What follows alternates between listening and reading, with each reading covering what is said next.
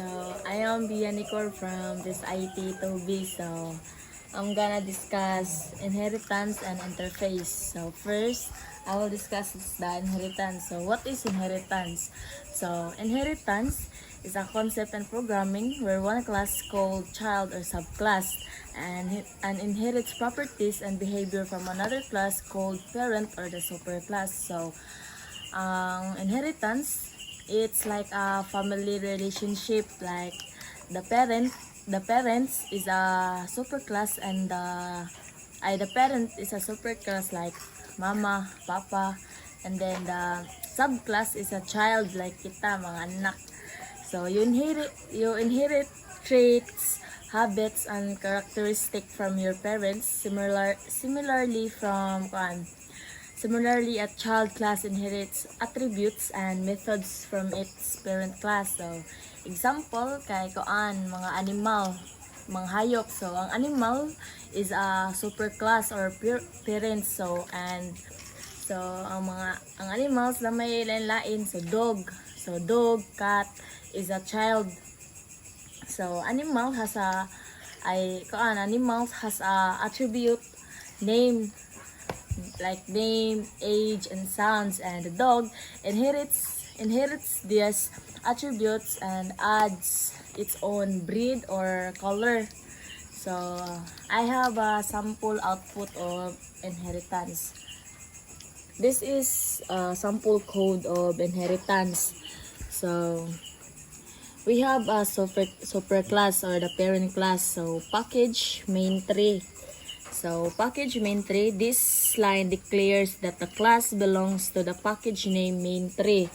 So, import Java util scanner, or that one, this line import all classes from Java util class. So, public class main tree. So, this line declare the name tree class. So, private string name. So, private string name declares a private variable name of type string. So this variable will store the name of an object when it's created. So public main tree tas kaning string name. So this is a constructor. When a main tree object is created, this constructor is called to initialize the name variable with the provided value. So next is this name equals to name. So this name is equal to name. This line assign the value passed into the constructor to the name instance variable. So public void it. So this method prints a message to the console indicating that the animal whose name is stored in naming and kanang eating is eating. So public void main ay public void sleep. So this method prints a message to the console indicating that the animal is sleeping. So next we proceed to subclass or child class.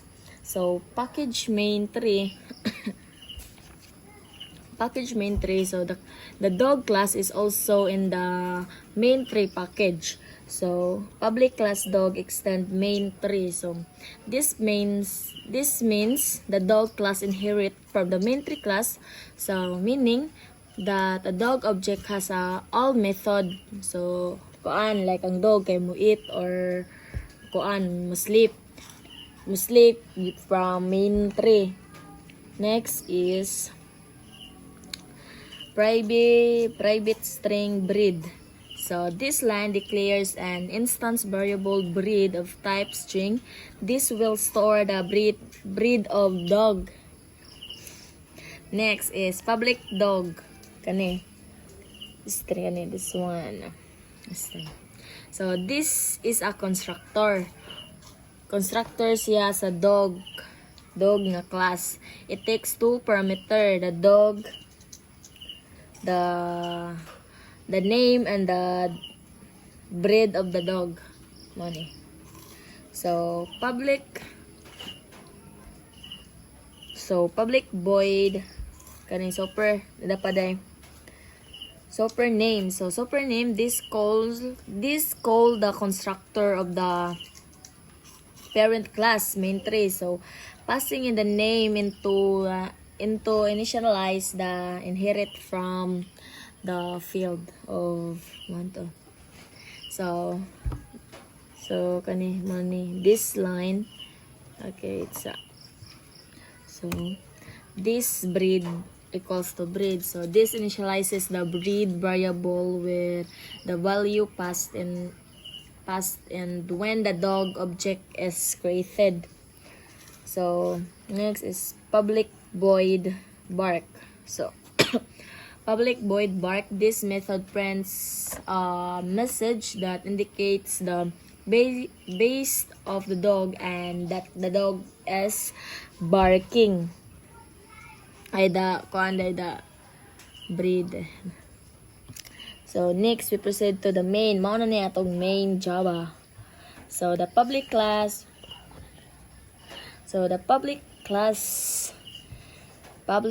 main tree. So mao na dara. So public static void main. So this line, the main method where the program started execution. So mag-start sa execute dere. So dog is equal to new dog, Max, and golden retriever. So this line creates a new dog object, name the breed, dog, it. So call the it method for the dog object which prints Max is eating. So kani dog sleep. So call the sleep method for the dog object which prints Max is sleeping. So next is dog. Sad siya if ang the golden retriever dog is barking. So mo ni ang output. Max is eating, Max is sleeping, and the golden retriever dog is barking. What is interface?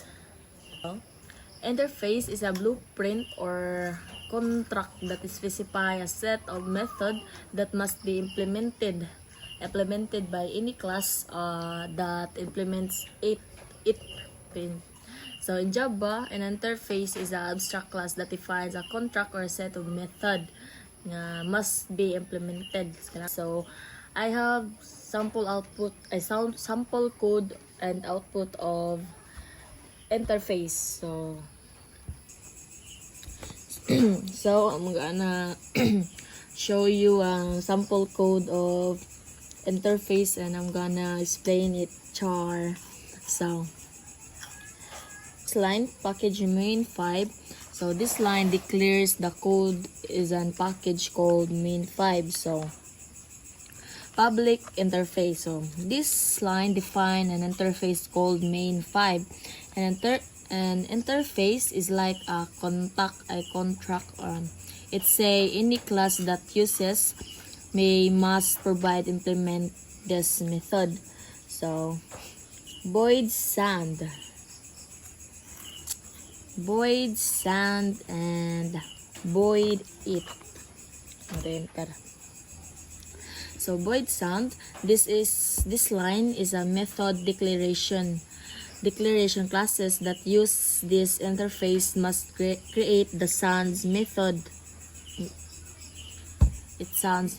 So void it. So this is another method declaration classes must also create the it method kaon. So next we have the dog Java or the dog class implementation. So public class dog implements main5. So this line, the dog class saying I will follow the contract from the main5 interface, meaning it must provide the sounds and it method. Next is the public void sound. This one. So this method provides a specific behavior for a dog. When you call sounds on a dog, it will print the dog bark. So makita ra nato sa output. So na kani siya. So public void eat. So this method provide behavior for a dog, and its print dog eats the dog food. So next kay ari na ta sa cat class or the public class. Cat implements main 5. So the cat classes also follow the main 5 contract. So meaning it must provide sounds and eat method of the cat. So public void public void eat. So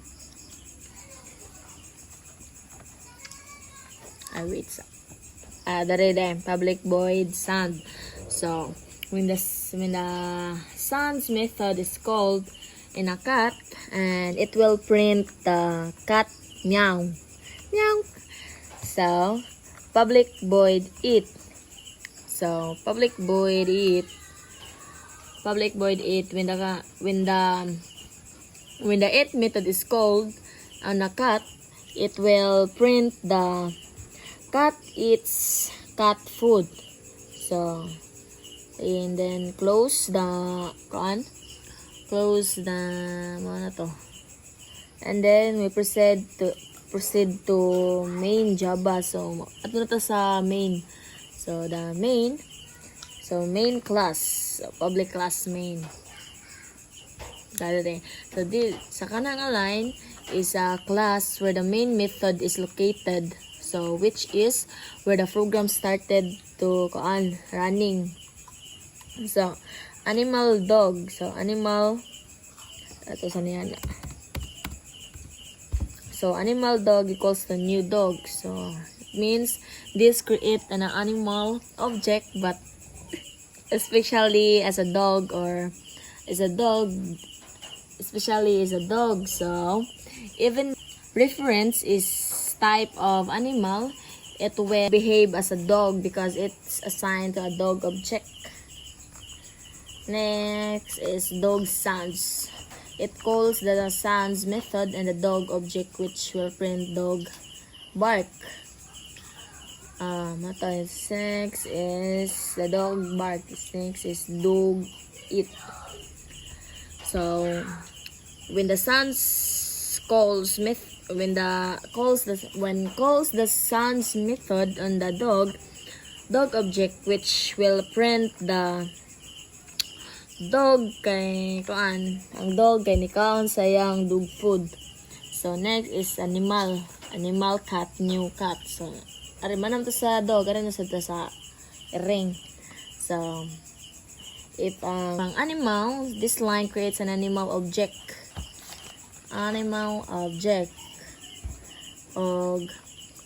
When calls the sounds method of a cat object, it will print the tingog sa ring, cat meow, and dog ay ang cat eat. So this method of a cat object, which will print cat eat cat food. So wala na ko na discuss ang kaning animal cat kay para same ra gyapon ni sila kaning animal dog and animal cat. So next I will show you the output of this interface sample code. Ang output: dog barks, dog eats dog food, cat meows, and cat eats cat food. So mao na to ang discussion about interface and inheritance. So a very demure discussion. So thank you.